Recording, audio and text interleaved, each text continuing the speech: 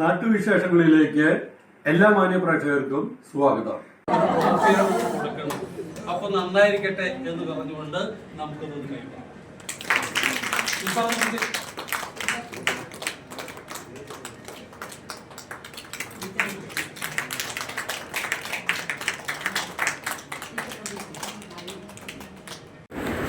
കുഞ്ഞുലക്ഷ്മി ടീച്ചറെ അനുമോദിച്ചു. പാലക്കാട് 31 വർഷത്തെ അധ്യാപന ജീവിതത്തിൽ ചിറ്റൂർ AEO ആയും മലമ്പുഴ GVHSS സ്കൂളിലെ HM ആയും വിരമിച്ച ശേഷം ministry of youth affairs and sports, government of India run by national service society നടത്തിയ diploma in counselling, skill development and career programme പരീക്ഷയിൽ 300-ൽ 298 മാർക്ക് നേടി 2ാം റാങ്കോടെ പാസ്സായ കുഞ്ഞുലക്ഷ്മി ടീച്ചറെ പാലക്കാട് ജില്ലയിലെ റിട്ടയർഡ് ഹൈസ്കൂൾ ഹെഡ് മാസ്റ്റർമാരുടെയും വിദ്യാഭ്യാസ ഓഫീസർമാരുടെയും കൂട്ടായ്മയായ തുടരും ഗ്രൂപ്പ് പൊന്നാടയും മൊമാൻ്റെയും നൽകി അനുമോദിച്ചു. ടോപ്പ് ഇൻ ടൗൺ ശീതൽ ഹാളിൽ നടന്ന ചടങ്ങിൽ AS സുരേഷ് അധ്യക്ഷനായി. S Sujith, P Sudheera, P ശാന്തി, S അനിത എന്നിവർ പ്രസംഗിച്ചു. ഔദ്യോഗിക ജീവിതത്തിൽ നിന്നും വിരമിച്ചാലും ജീവിതത്തിൽ നിന്നും വിരമിക്കുന്നതുവരെ സമൂഹത്തിനു വേണ്ടി നന്മ ചെയ്യുക എന്ന ഉദ്ദേശത്തോടെയാണ് താൻ ഈ കോഴ്സ് പഠിച്ചതെന്ന് മറുപടി പ്രസംഗത്തിൽ ടീച്ചർ പറഞ്ഞു. അഭിമാനം കാത്തുകൊണ്ട് തന്നെയാണ് കൗൺസിലിംഗ് സൈക്കോളജിയിൽ എനിക്ക് 2ാം റാങ്ക് ലഭിച്ചത്. കാരണം 1ാം റാങ്കും ഇപ്പോൾ വർക്ക് ചെയ്യുന്ന ഒരു ഡോക്ടറാണ്, 3ാം റാങ്കും ഇപ്പോൾ വർക്ക് ചെയ്തുകൊണ്ടിരിക്കുന്ന ഒരു ഡോക്ടർ തന്നെയാണ്. അപ്പോൾ ആ 2 ഡോക്ടേഴ്സിൻ്റെയും നടുക്കിൽ ഒരു 2 മാർക്കിൻ്റെ വ്യത്യാസത്തിന്, ഫുൾ മാർക്കിന് 2 മാർക്കിൻ്റെ വ്യത്യാസം ഉണ്ടായിരുന്നുള്ളൂ. 2 മാർക്കിൻ്റെ വ്യത്യാസത്തിന് 2ാം റാങ്ക് ലഭിച്ചത് നമ്മൾ റിട്ടയർ ചെയ്യുന്ന അധ്യാപകരുടെ തന്നെ ഒരു അഭിമാനം ഞാൻ കാത്തു എന്നുള്ളതാണ് എനിക്കൊരു സമാധാനമായത്. അപ്പോൾ ഇതിൻ്റെ പിന്നിൽ നമ്മുടെ സുരേഷ് സാറും പിന്നെ പുഷ്പലത ടീച്ചറും ഒക്കെ വീട്ടിൽ വന്ന് അംഗീകാരം നൽകി, ആദരവ് നൽകി, കേക്ക് മുറിച്ചു. ഞങ്ങൾ എല്ലാവരുടെയും ടീച്ചറുണ്ടായിരുന്നു, നമ്മുടെ സുധീര ടീച്ചറുണ്ടായിരുന്നു.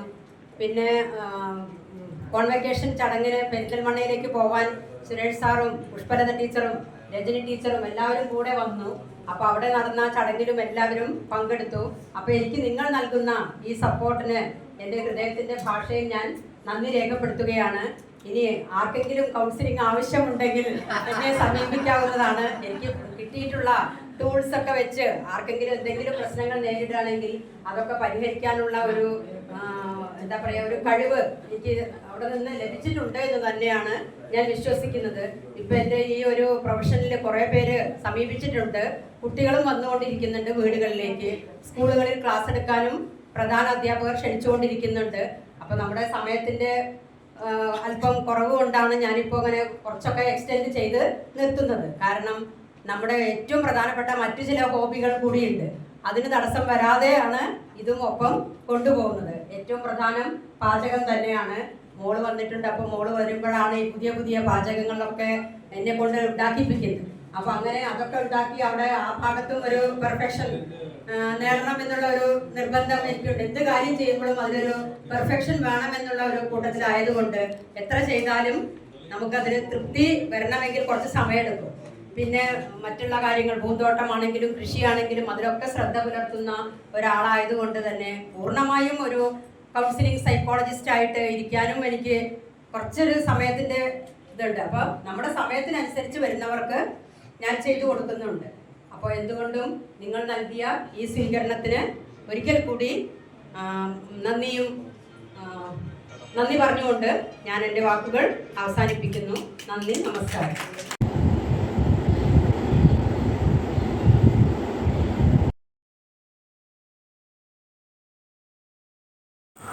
നാട്ടിലെ വാർത്താ സ്പന്ദനങ്ങൾ ഞങ്ങൾ ജനങ്ങളിലേക്കും അധികാരികളിലേക്കും എത്തിക്കുന്നു.